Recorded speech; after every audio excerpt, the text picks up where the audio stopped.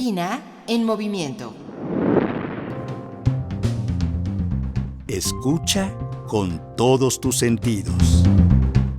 Muy buenos días, tardes o noches, según el momento en que vean este programa. La Secretaría de Cultura y el Instituto Nacional de Antropología e Historia los invitan a escuchar esta emisión de la serie INA en Movimiento. En este espacio nos dedicamos a informar y a invitar a las múltiples actividades que el INA tiene para todos ustedes. Yo soy Evanibaldo Morales y en esta ocasión contamos con la presencia de Rebeca Monroy y Abraham Naón.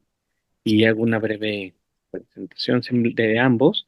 Rebeca es maestra y doctora en Historia del Arte por la Facultad de Filosofía y Letras de la Universidad Nacional Autónoma de México. En la actualidad es profesora investigadora de la Dirección de Estudios Históricos del INA y directora de la revista Historias. Ella forma parte del Sistema Nacional de Investigadores del CONACYT. Por su parte, el doctor Abraham es profesor investigador de tiempo completo del Instituto de Investigaciones en Humanidades de la Universidad Autónoma Benito Juárez de Oaxaca y miembro del Sistema Nacional de Investigadores nivel 3. Además es doctor en Sociología por la Benemérita Universidad Autónoma de Puebla, entre otras cosas. Bienvenidas, bienvenido. Gracias, Rebeca y Abraham, por estar en este espacio. Muchas gracias a ti, Aníbaldo, por invitarnos a este programa maravilloso. Es un honor estar con ustedes y con Abraham, por supuesto. Gracias por la invitación y pues un gusto estar en este programa. Vamos a entrar de lleno en el tema fotodocumentalismo y la lucha social y de Jorge.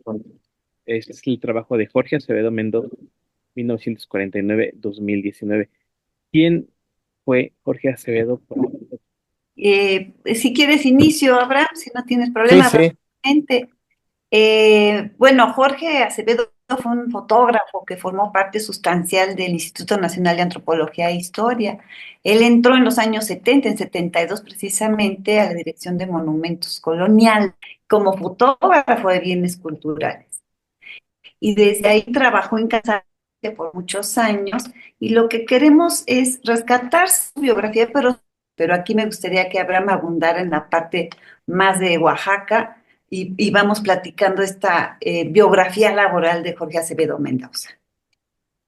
Sí, creo que es muy importante precisamente este trabajo editorial respecto al trayecto vital y al trayecto político y desde luego visual de Jorge Acevedo Mendoza, tanto su participación en movimientos sociales y políticos en la Ciudad de México, como la inflexión que tiene en su mirada al estar en Oaxaca después del 85, del temblor del 85. En el 86 viene a Oaxaca, y en este libro precisamente que nos gustaba con Rebeca, tuvimos largas conversaciones sobre cómo articularlo, y desde el título, por ejemplo, esta noción de la fotografía como una posibilidad, como un medio privilegiado, relevante, digamos, para reactivar con una mirada crítica la noción de la memoria de nuestro país. Creo que el corazón y el espíritu de la edición precisamente transita en ese sentido, y desde luego las diversas aportaciones, ¿no?, que ya platicaremos más adelante, implicadas en esta construcción, nos lleva a reactivar y darle sentido desde esa perspectiva, y sobre todo al fotodocumentalismo, ¿no? Platicando también ampliamente con la doctora Rebeca, pues bueno, al final esta noción de ser un fotodocumentalista, aunque formó parte del nuevo fotoperiodismo mexicano, podríamos decir, del llamado nuevo fotoperiodismo mexicano, él no tenía una asignación como fotoperiodista, era más bien fotodocumentalista, trabajador del INA, militante visual y con una entrega y compromiso social, político, que nos sorprendía, ¿no? Al revisar arduamente su archivo, nos sorprendía la tenacidad, ¿no? Como bien lo plantea Rebeca, y la perseverancia para un trabajo tan detallado de las movilizaciones de los setentas, ochentas, sobre todo en la Ciudad de México, y después el tránsito y las transformaciones que lleva, no solo en su experiencia, en su vida personal, con sus diversas formaciones e intereses estéticos y políticos, sino esa inflexión de la mirada que comentaba que ya vive al venirse a radicar a Oaxaca. Hablaste de memoria y el libro justamente, que me parece un título muy evocador, Habitar en la memoria. ¿De dónde sale este título y por qué escogieron precisamente para este libro esa frase? Curiosamente, pues tuvimos muchas discusiones alrededor de cómo connotar y denotar el trabajo de Jorge, ¿no? Revisamos 52,000 negativos, cosa que no era fácil. Y cómo podíamos dar una idea de lo que se estaba trabajando y tratando sin ser demasiado descriptivos. Y aquí con la editora también, que fue muy generosa, platicando, nos dice, ¿por qué no habitar la memoria? Y es habitar la memoria no hegemónica, la memoria que estas fotografías nos traen a cuenta y que no es la memoria oficial. Por eso es como habitar y rehabitar para los que estuvimos ahí. Entonces, sí, el libro por eso es Habitar la memoria entre el fotodocumentalismo y la lucha social, Jorge Acevedo Mendoza, 1949-2019, porque es justo contemplar a lo largo de su vida cómo fue creando estas imágenes, qué fue realizando, editado por el Instituto Nacional de Antropología e Historia, en coedición con diseño e impresión, ¿no? Con otra editora. Y aquí lo importante, bueno, pues que emerge de la Secretaría de Cultura, digamos, ¿no? Que fue un gran logro que saliera en el 2024, a fines del año, y estamos muy congratulados de tener este libro que además presenta como una línea de tiempo visual, porque este trabajo que hicimos con las imágenes, en donde además pusimos hay autores interesantísimos, Luis Hernández Navarro, que es ahora coordinador de la sección Opinión, que fue dirigente sindical de nuestros colegas de los ATM de Lina. Está Antonio Saborit, que comparte su parte del cine cuando habitaron ellos en el CUEC, hicieron películas juntos y un cine minuto. Está Rosa Estela Reyes y Tere Márquez, que son dos compañeras de camino justo en la cuestión sindical. Entonces, cómo estaban, qué hacían, cómo era su cotidiano. Yo abrevo más en su cuestión técnica y visual, y Abraham entra de lleno a toda su parte oaxaqueña, ¿no?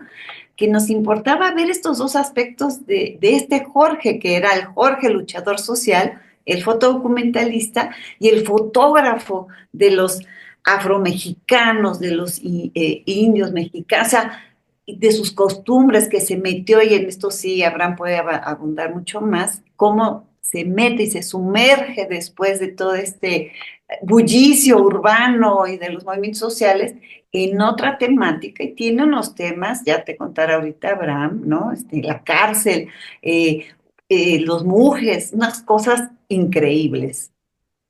El nombre del libro completo es Habitar la memoria entre el fotodocumentalismo y la lucha social, Jorge Acevedo Mendoza, 1949-2019. Ya hablamos un poco del fotodocumentalismo y por supuesto de la lucha social. ¿Nos pueden dar ejemplos de qué aspectos de la lucha social retrató, cuáles quedaron plasmados, por qué son importantes? Claro, mira, todos los movimientos, como dice Abraham, de los fines de los 70 y 80, lo que fue la lucha que se dio en el ámbito cultural, con Bellas Artes, con el INA, con todos los movimientos sociales, también con los trabajadores de envases, Mexicana de Envases, con los de salubridad, que eran movimientos sociales muy importantes, porque teníamos en la puerta una corrupción brutal, ¿no? Salubridad, usaban las jeringas una y otra vez sin, sin desecharlas, no cambiaban las camas de los enfermos, a los médicos les pagaban 3 pesos, entonces era una lucha social durísima. Igual de las feministas, igual fotografiaba los movimientos feministas como las luchas que estaban dando en contra de ellas, ¿no? O los márgenes del proaborto.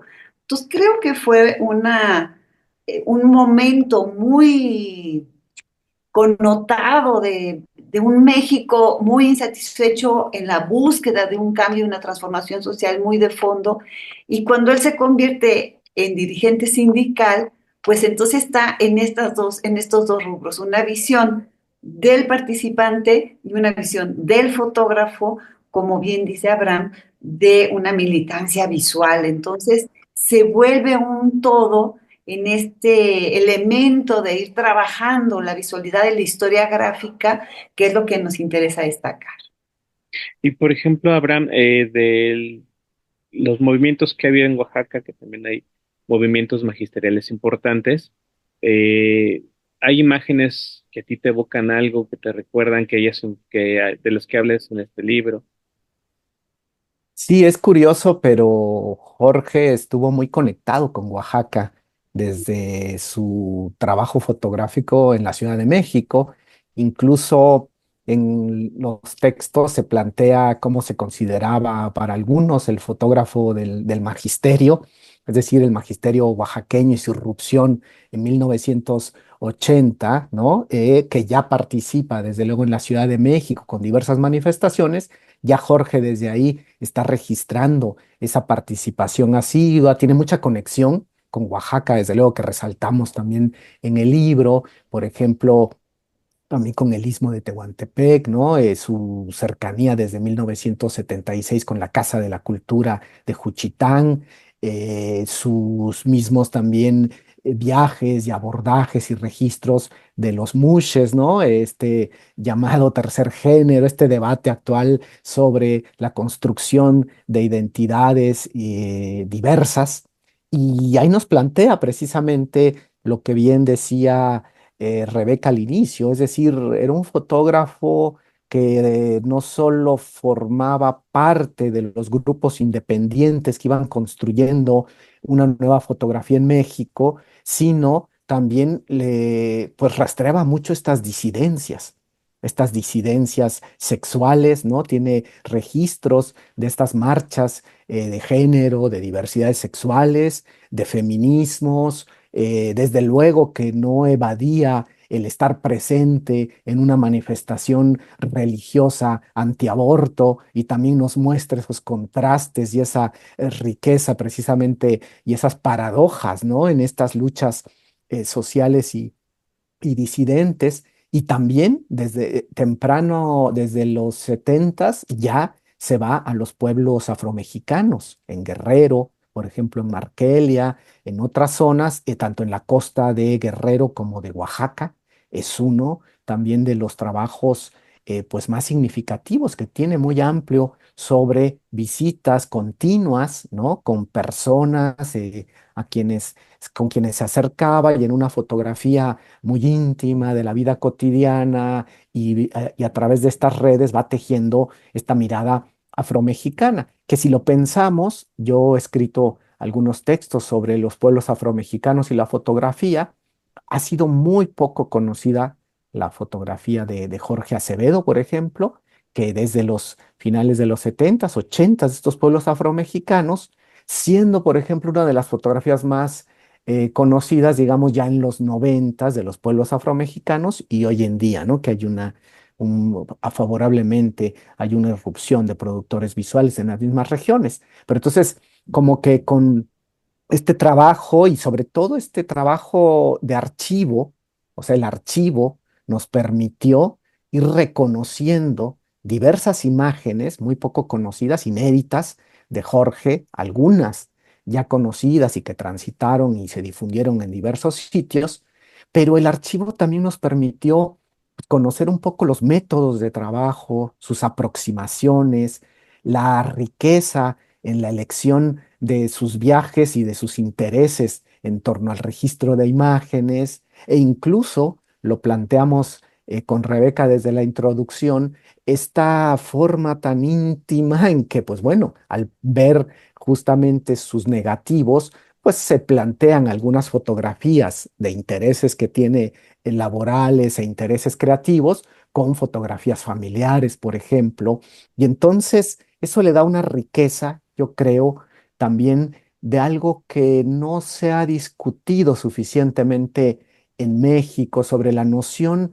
de la implicación de la vida, del carácter emocional, del carácter polifónico que asume también nuestro propio libro, sin dejar de lado la rigurosidad que debe tener un trabajo en torno a las conceptualizaciones y al abordaje de investigación y teórico, digamos que se está haciendo en la fotografía en México y en otros sitios, también nos permitimos, y creo que eso es una de las grandes riquezas, ese abordaje desde la historia oral, desde los testimonios y cómo cada uno de los textos va enriqueciendo también desde su propia experiencia e incluso desde su propia amistad, ¿no? Porque todos, curiosamente, quienes conformamos este libro y que ya detalló Rebeca, pues tuvimos una proximidad y una cercanía no solo en el ámbito laboral, sino también en el ámbito de la amistad y de un trayecto de vida que compartimos en momentos históricos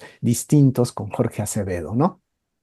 ¿Hay alguna anécdota, algo que les platicara ya sobre su juventud, su formación o su niñez, que indicara esta vocación que llegó a tener para documentar los movimientos sociales?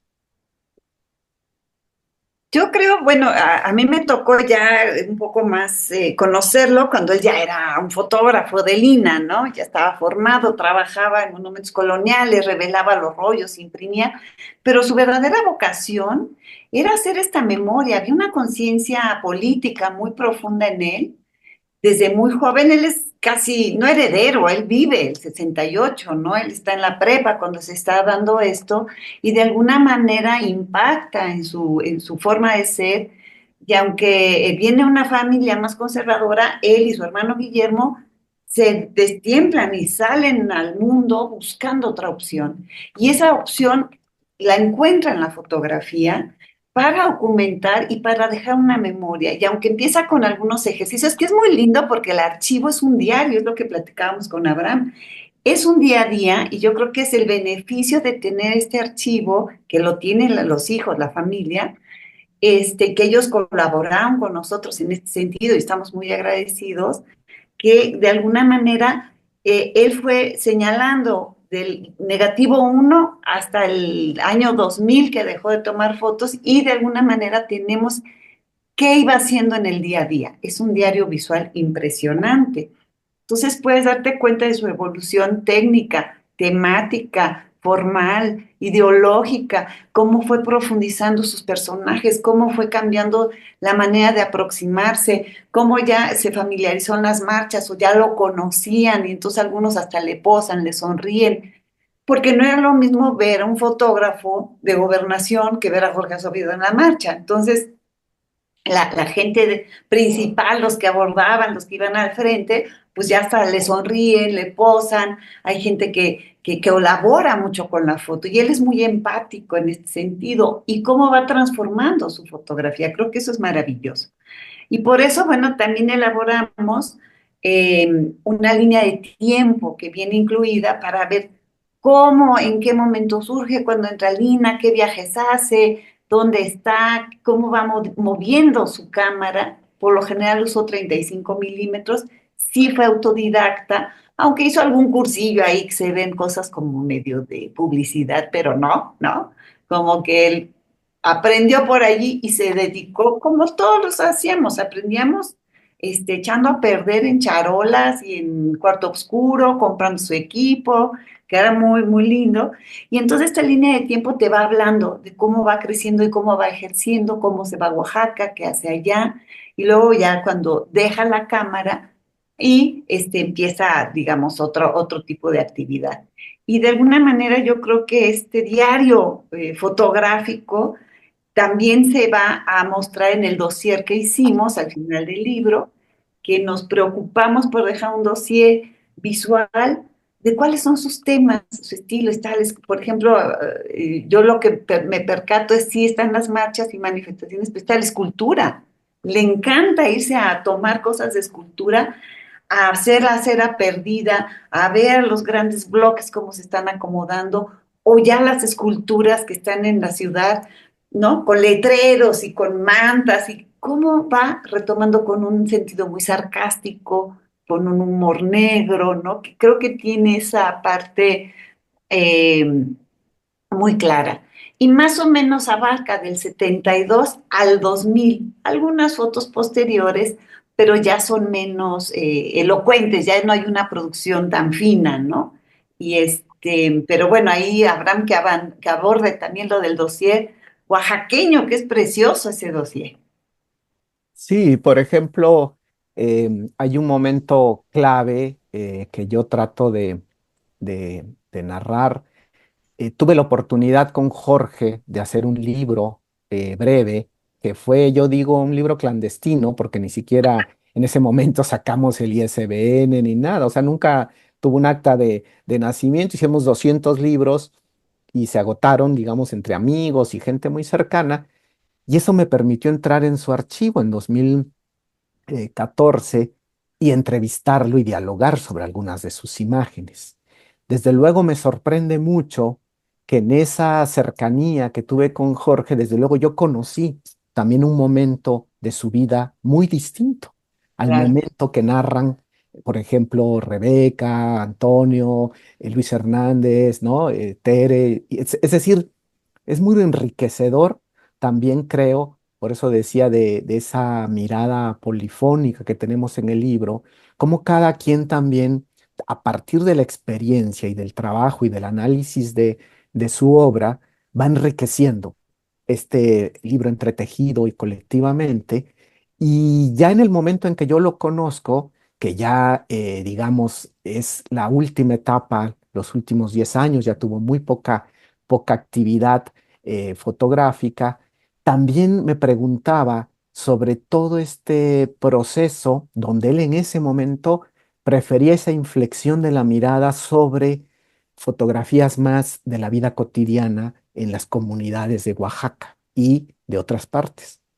Es decir, él sentía que esa parte de los movimientos sociales, algunas habían sido difundidas ya y quería darle prioridad a esta última etapa de su vida, que como decía, no fue tan ampliamente difundida, aunque sí se hicieron dos exposiciones a nivel editorial, digamos, es el único librito y además con, pues muy modesto que realizamos, porque en realidad creo que ahora que se hace este trabajo mucho más amplio y que con una enorme generosidad, ¿no? Se logra editorialmente con tantas imágenes y perspectivas, creo que es de una riqueza enorme. Entonces, en esa parte de Oaxaca, en esa parte de la inflexión de su mirada, donde conforma su familia, ¿no? En Oaxaca, su nueva familia, lazos sociales, no tanto aborda ya el aspecto de movilizaciones sociales.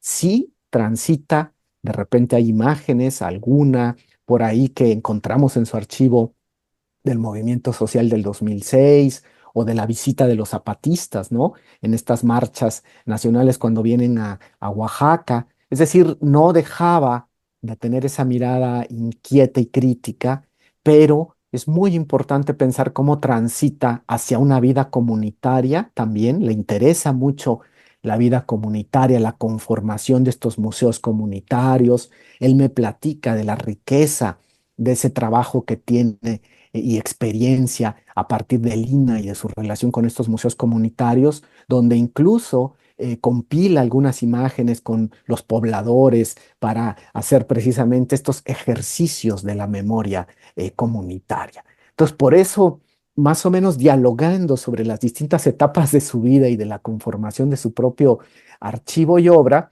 es como con Rebeca, pues pensamos en darle nuevamente el foco a la noción de habitar la memoria porque si bien siempre tuvo una mirada política, desde luego, disidente, crítica y como bien dice Rebeca, incluso sarcástica, tenía un humor extraordinario, ¿no? Un humor, porque también tenía una formación, Jorge, muy amplia, muy diversa, era un gran lector, no, yo cada que lo visitaba en su casa siempre estaba leyendo libros, escuchando las noticias, música, era un melómano, también ahí se narra una parte, Luis Hernández, extraordinaria de esa pasión y, bueno, aparte el cine, su pasión por el cine, ¿no? Que narra muy bien Toño, la parte sindicalista, es decir, vamos conformando, digamos, un poco estas partes sobre la riqueza de su pensamiento su pensamiento político y que es un pensamiento visual. Y nos lleva a esta noción justo de cómo construir una memoria crítica. Desde luego tiene que ser con una conformación tan múltiple, tan diversa, tan enriquecedora como la que tenía Jorge, que no era pensar solo en tomar fotografías, sino hay un pensamiento visual que nos está legando. Hay una mirada acuciosa, hay una mirada detenida e incluso una mirada que desde luego, y eso es muy importante, escapa totalmente a la folclorización y al exotismo de las comunidades oaxaqueñas y afromexicanas. Es decir, hay un exceso también en la representación visual de esa exotización y ese folclorismo, y Jorge escapa totalmente y logra desde su propia mirada, ¿no? Aún teniendo múltiples diálogos e influencias, logra una mirada propia, que es muy complejo y difícil hacerlo, a partir de un trabajo que ya viene desde la Ciudad de México, muy introspectivo, muy latinoamericano, o sea, porque también él participa en los coloquios latinoamericanos, es decir, tiene una mirada latinoamericanista también, también desde México y después desde el México profundo, ¿no? Que nos decía Bonfil, que entonces logra esa inflexión y esa riqueza que podemos ver a través de imágenes detenidamente. Y yo en algún momento, aparte de la riqueza de mis colegas, me centro precisamente en ese momento de la mirada, del humor, de ese humor tan fino, tan sarcástico que tiene en sus fotografías. Creo que algo que no hemos pensado lo suficiente es la dificultad de que también las imágenes documentales pueden, a partir del humor y la ironía, romper, digamos, con ciertos estereotipos y mostrarnos la riqueza paradójica de construir una memoria visual desde esos ámbitos, ¿no? Pues la idea de este programa es justo hacer que la gente se le antoje adquirir este libro, que lo busque, que se informe. También aterrizar un poco estos conceptos, por ejemplo, ¿qué es un dossier para nuestro público en general? Para mí que desconozco el concepto, ¿nos pueden explicar, por favor? Sí, claro que sí. La idea de lo que llamamos dossier es como un anexo visual, puras fotitos, ¿no? Entonces, elegimos las que nos parecen más ricas, emblemáticas, sabrosonas, ¿no? Las que pueden hablar más del personaje. Y entonces, pues o sea, hicimos una narración por temas, ya no cronológico, ¿no? Cuando estamos en el libro, cuando estamos Luis Hernández, cuando hace una referencia a la historia desde el momento en que lo conoce hasta el momento en que se va a Oaxaca y lo sigue visitando, pues ahí vamos acompañando un poco cronológico en cada uno de los capítulos, pero ya aquí es más temático. Entonces, se vuelve muy interesante porque puedes ver cuáles son sus reflexiones visuales, justamente, ¿no? ¿Qué le gustaba tomar? Si eran las marchas, pero era el retrato, eran los músicos. Los músicos tienen una serie fantástica de músicos todo el tiempo desde que se desarrolla, porque tenía esta afición, como dice Abraham, de melómano, ¿no? O sea, era muy, muy aficionada a la música y tenía un gusto muy especial, muy particular para escucharla, ¿no? Entonces, ¿cómo juntamos estas imágenes y hacemos su periplo mexicano de la Ciudad de México y su periplo oaxaqueño para que se pueda ver cómo fue desarrollando su mirada? Ahora, sí hay que subrayar una cosa, es muy difícil ser fotodocumentalista en este país. O sea, sin tener un diario, un periódico, una revista que esté detrás de ti, tú lo estás financiando, tú lo estás evocando, tú lo estás guardando, tú lo estás haciendo, o sea, es todo una labor muy importante, es una labor social e histórica muy importante, ¿no? Entonces creo que este archivo, por eso su gran valía y por eso nuestra necesidad de evocarlo y de traerlo ahora y de mostrarlo al público, porque creo que es un trabajo que fue fundamental en su momento, que no podemos dejar de lado. Hubo muchos otros fotógrafos que siguen trabajando, Francisco Mata, Iñak Martínez, que ya falleció, Turok, Pedro Valtierra, en fin, tenemos una gama de fotógrafos muy importantes que se dan en este periodo, pero que ellos siguieron en la era digital y que han llegado hasta ahora. Y Jorge paró, ya no quiso entrar a la era digital y eso es muy interesante, es ver a un personaje que dice, yo hasta aquí, ya la era digital no, incluso alguna vez platicando con nuestra querida Hart, me decía que le costó una batalla olímpica que le diera una foto para uno de sus discos, ¿no?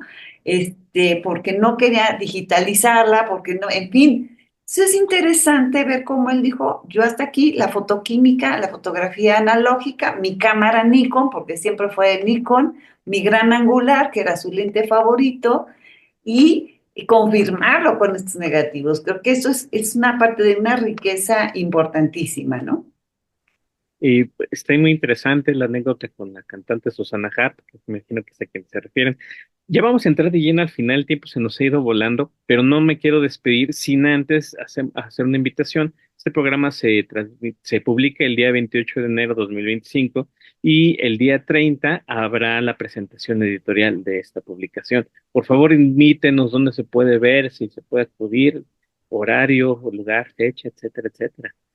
Claro que sí, están todos invitados. Vamos a hacerlo en la Dirección de Estudios Históricos de Lina, en la calle de Allende 172, allá en el pueblito de Tlalpan, ahí donde vivimos y habitamos.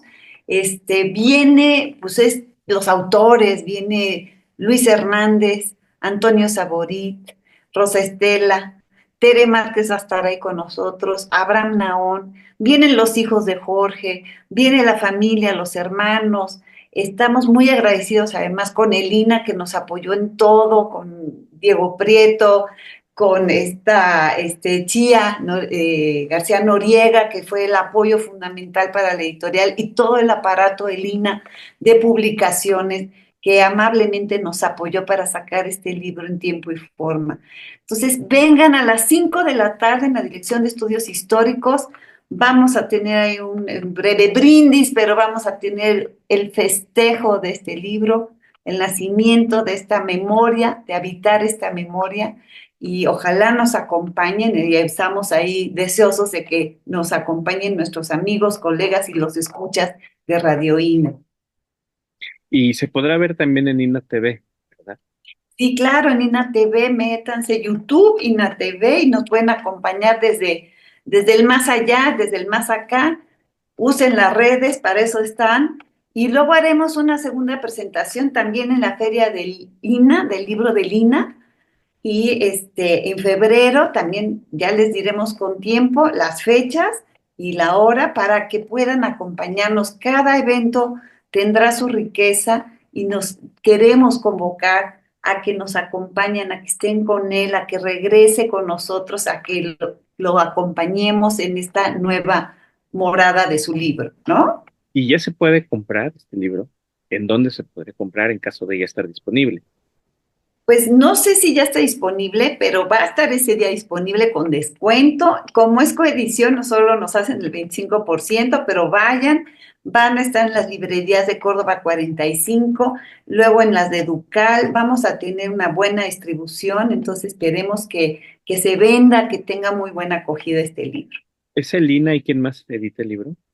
Se llama Impresión y Diseño, la editorial. Entonces, bueno, con la Secretaría de Cultura como una parte fundamental de nuestra actividad y nuestra forma de trabajo.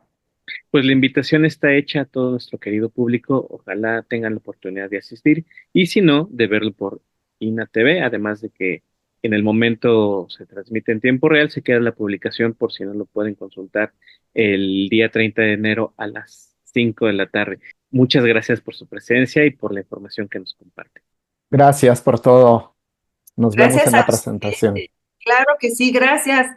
Gracias a ustedes. Así, Evaníbal Morales, servidor, a nombre de Radio INA, doy por terminada esta emisión que fue posible por la generosa participación de Rebeca Monroy y Abraham Naon. Gracias también a nuestros escuchas por su atención. Les sugerimos consultar más de nuestra producción y en nuestras distintas plataformas digitales, YouTube y Spotify. En la producción, la Coordinación Nacional de Difusión a través de la Dirección de Producción Audiovisual con Ana Galicia y la Subdirección de Radio INA con Gabriela Marentes. Realización y grabación, Evaníbal Morales. Edición, Rubén Martínez. Apoyo, Marta Hernández, Paula Bedoy y Jerónimo Cuevas. Hasta la próxima. Las opiniones y comentarios aquí expresados son de entera responsabilidad de quienes proporcionan la información y no representan necesariamente las opiniones de Radio INA ni comprometen el pensamiento editorial del Instituto Nacional de Antropología e Historia. Instituto Nacional de Antropología e Historia. Secretaría de Cultura. Gobierno de México. Segundo piso de la Cuarta Transformación.